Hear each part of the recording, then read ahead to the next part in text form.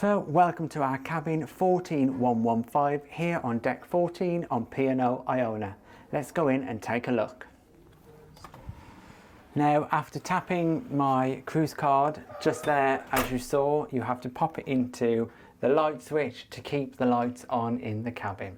The first thing you notice about this cabin, then, it is quite small. It is one of the smallest cabins we've been in, but it looks very modern, very well decorated.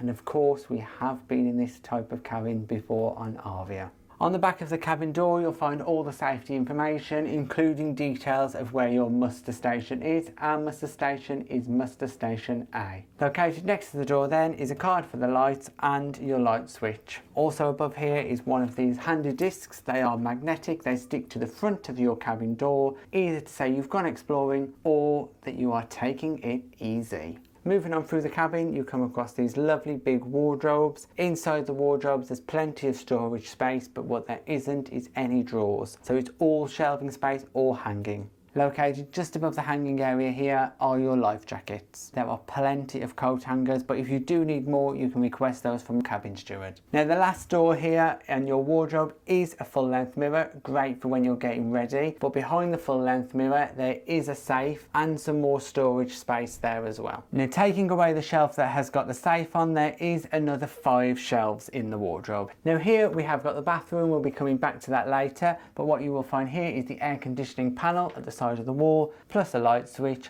and 4 hooks. Now, it's great to see there are hooks already in place. That means that you can still bring the magnetic hooks, but they're not as essential as they normally are on a cruise. Taking a look to your right as you walk through into the cabin, there is this vanity unit. Underneath the vanity unit here, you'll find a cupboard with 2 shelves, and on one of those shelves you will find a hairdryer. I've used the hairdryer on board and it is quite powerful, so there's no need to bring your own if you're worried about that. Underneath the vanity unit, there is 1 chair there. On top of the storage cupboard there, you have got tea and coffee making facilities. Inside the drawer, you will find decaf coffee, ordinary coffee, tea and milk. Also located in this little drawer is a couple of biscuits, and they will be refreshed daily. Behind the kettle then you have 3 outlets. 2 of those are UK sockets and the third one is a European socket. There's also then 2 light switches that control the lights in the cabin above the vanity unit. Next to this rather large mirror here, you will find 2 small shelves, and on top here you will find the room service menu. Moving on through then into the main area of the cabin, you'll find this good sized TV. It's a really modern big screen TV with lots of different features on here. You can watch your muster drill. You can also then look at things like your itinerary, the weather and all the different activities that are going on board each day of your cruise. Below the TV here, you'll find 1 further storage cupboard with 2 shelves in it, and then next to that, just here, you'll find the mini fridge. Now, this mini fridge does come completely empty, and you can use the mini fridge like us to store bottles of water in. What I will say about this area of the cabin, that it is rather dark and quite dim, so bear that in mind, as I don't think this cabin is the best lit cabin we have been in. Now, you've got a lovely piece of artwork on the wall, which is lovely, goes nice with the theming of the cabin. And then moving on to the back of the cabin, where you'll find this actually really good sized bed. The beds on P&O are really comfortable, and we've had a great night's sleep in them before, so we've got no doubt that this one will be just as good. The beds on most cabins on board P&O Cruises and most cruises in general, they can be either assigned as a queen, as we have here, or they can be split into a twin. On either side of the bed, there are another 2 shelves. Also, there is the light switches on this side of the bed, and on the right side of the bed just over there, there is a plug socket. Furthermore, you've got a reading light and a small lamp above there, and then located underneath, which is quite hidden,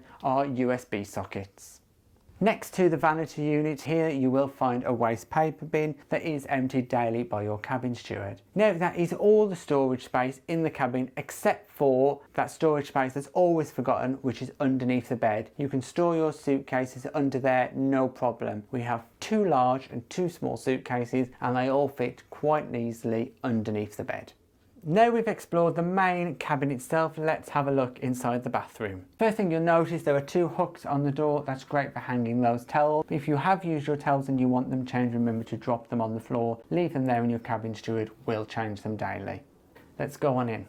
Now this bathroom is one of the smaller bathrooms that we've been in on cruise ships, but it has got everything you need. First thing you see, there is a selection of towel rails here with all the towels that you need. Underneath you find the toilet and a little bin. Then located this side of the bathroom is the sink. There is quite a lot of space and it is quite a deep sink. There are 2 glasses there, which we didn't have on our view actually. There is a hand soap and 3 shelves. Once again, like everywhere else in this cabin, there is no drawers at all, but there is extra small shelves underneath the sink itself, along with tissue and facial tissues.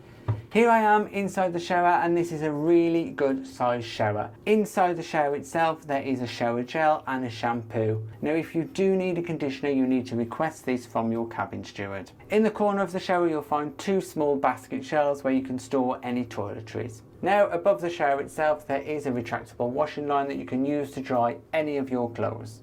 In all, this is a really big shower with good space, but most importantly there is a glass door that goes out and it goes in, it goes out. Now that is our cabin tour done. Stick around and we'll give you our full review after staying in this cabin for 7 days. We have been in our inside cabin now for a week, so we thought we'd tell you exactly what we think. For this Northern Europe Iona cruise during the school holidays, we booked an inside cabin on a saver fare, meaning we didn't get any choice as to the location of the cabin and no onboard spend either. But the positive of this cabin is the price that we paid. We think it is excellent value for money. So some of these issues that we raise, you have to bear in mind that for the price that we paid, we think that is still worth coming into an inside cabin. Now brace yourselves, we paid £374 each. Yep, £374, full board, all of our entertainment and this inside cabin. Incredible value.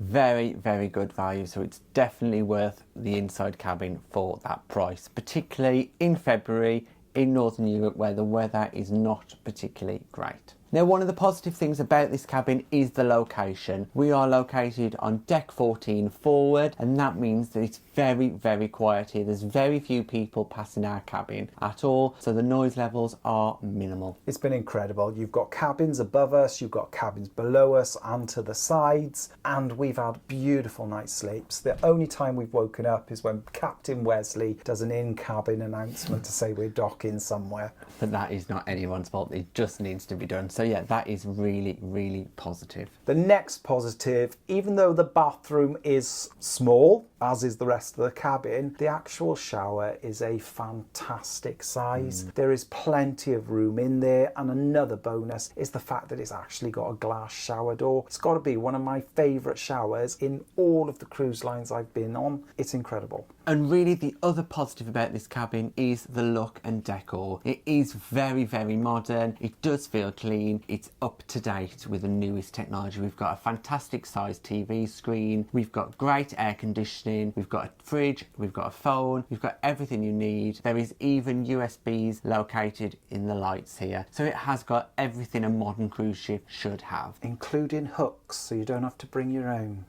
There are still a couple of minor issues with the cabin, even with the price that we paid for it, even though they are very, very minor considering. Yeah. The first thing is, considering that the cabin is so modern in feeling, they seem to have left out drawers, and sometimes just things like underwear and all your little bits and bobs, you just want to pop them in a drawer out the way. Packing cubes, good alternative as a solution, or just pop things and tuck them far back on the shelves and close the doors. To be fair, there's plenty of shelves. There's plenty of shelves. So many shelves. It's just there isn't a drawer, and sometimes a drawer is practically a better option. The next little issue is the lighting. It is quite dark, and one of the main problems is, especially if you're looking in the wardrobe, it's so dark in there because the spotlight is a little bit further down. You can't even see what's in there. Little niggle.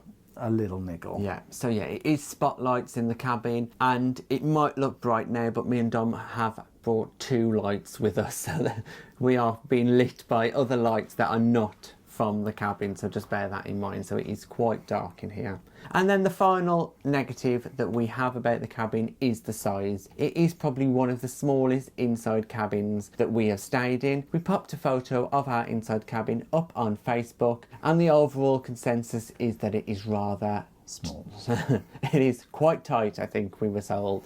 And it is difficult to navigate. You can't sort of put your suitcase down, get it open on the floor. You have to use the bed. If one of us is looking inside the wardrobe and somebody's trying to get out the bathroom, you're going to knock them. If you're just trying to walk past them, you're going to knock into each other. Yeah. But that being said, it's got everything you need. We paid £374 each for it. We're not going to really moan about that. No. Overall, yes, there are a few niggles. If you get an inside cabin at the right price, it is great value for money, and we would say we would recommend it. Thanks for watching our Inside Cabin Tour 14115 here on P&O Iona.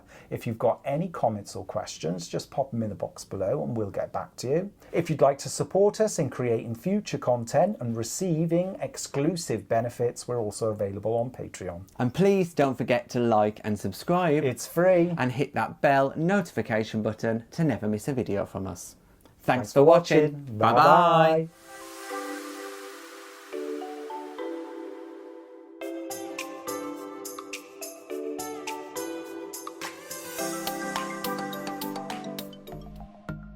Thanks for watching. We've got lots more content available on our YouTube channel, so press that subscribe button. If you're interested in receiving daily updates, we're available on most social media platforms. Just search for Tom and Dom Travel.